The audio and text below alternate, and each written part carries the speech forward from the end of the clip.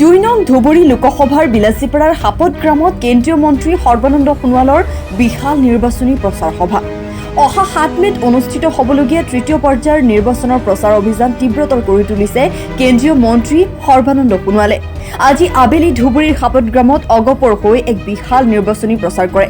বিৰোধী ঐক্য মঞ্চৰ প্ৰাৰ্থী তথা প্ৰাক্তন মন্ত্ৰী ৰকিবুল হুছেইনৰ নিৰ্বাচনী প্ৰচাৰক চেৰ পেলাই ধুবুৰী সমষ্টিৰ হাপত গ্ৰামত সৰ্বানন্দ সোণোৱালে দেখুৱালে নিৰ্বাচনী প্ৰচাৰৰ চমক। পূৰ্বাঞ্চল আমদানি ৰপ্তানি আমাৰ ওচৰ চুবুৰীয়া বিদেশী ৰাষ্ট্ৰৰ সৈতে সম্ভৱ হৈ উঠিব। গতিকে দক্ষিণ পূব এছিয়াৰ দুৱাৰমুখ হিচাপে অসমক গঢ় দিয়াৰ যিটো সংকল্প 31 পলিচিৰ যোগেদি মোদী ডাঙৰীয়াই ঘোষণা কৰিলে তাক বাস্তৱায়িত কৰাৰ বাবে আজি এনেধৰণে ৰেলপথ, আজি ৰাস্তা, আজি জলপথ, বায়ুপথ সকলোবিলাক পথ সুচল কৰিছে। আজি ৰূপসী এয়াৰপৰ্টটো মোদী ডাঙৰীয়াৰ কাৰ্যকালতে সম্পূৰ্ণ হৈছে। সভাস্থলীত সোণোৱালে উপস্থিত হৈ নিজ ভাষণত ৰকিবুল হুছেইনক ক্ষুৰধাৰ সমালোচনাৰে থকা সৰকা কৰে।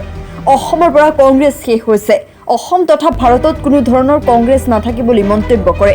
অসম তথা ভাৰতত ব্যৱসায় বাণিজ্য, বাট পথ সকলো ক্ষেত্ৰত উন্নতি কৰিছে বুলিও মন্তব্য কৰে।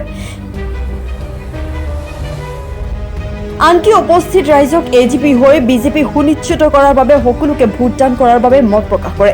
সভাত প্ৰাক্তন বিধায়ক অশোক কুমাৰ সিংখীৰ লগতে কেইবাজনো দলীয় নেতা অংশগ্ৰহণ কৰা সভাত কেইবা সহস্ৰাধিক ৰাইজ উপস্থিত থাকে। নয়াহাটৰ পৰা ৰাজু দাসৰ ৰিপৰ্ট, অসম ভাৰত নিউজ।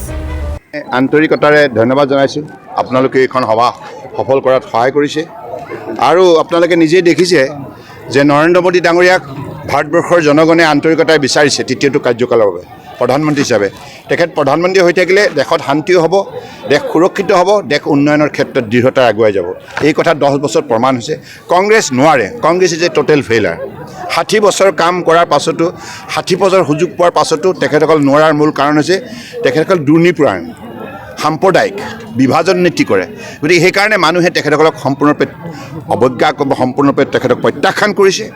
আৰু আনপিনে মোদী ডাঙৰীয়াৰ সবকা সাথ সবকা বিকাশ নীতিৰ যোগেদি গোটেই ভাৰতবৰ্ষৰ 140 কোটি 84 লাখ লোকক ঐক্যবদ্ধ কৰি পেলাই দেশ শক্তিশালী কৰিলে। 5ম স্থানত ভাৰতবৰ্ষক যি প্ৰতিষ্ঠা কৰিলে অৰ্থনীতি হিচাপে, সৰ্ববৃহৎ অৰ্থনীতি হিচাপে। গতিকে সেইবাবে আগন্তুক দিনত এইখন ভাৰতবৰ্ষক যাতে পৃথিৱীৰ অন্যতম শক্তিশালী উন্নত ৰাষ্ট্ৰ হিচাপে গঢ়ি তুলিব পৰা যায়, তাৰ বাবে নৰেন্দ্ৰ মোদী ডাঙৰীয়াৰ দৰে সৎ আৰু নিষ্ঠাৱান শক্তিশালী নেতাৰ প্ৰয়োজন। এই কথা ভাৰতবৰ্ষৰ প্ৰতিজন নাগৰিকে উপলব্ধি কৰিছে। সেই গোবৰী উপলব্ধিয়ে এইবাৰ নিৰ্বাচনত আমাক জয়যুক্ত কৰে।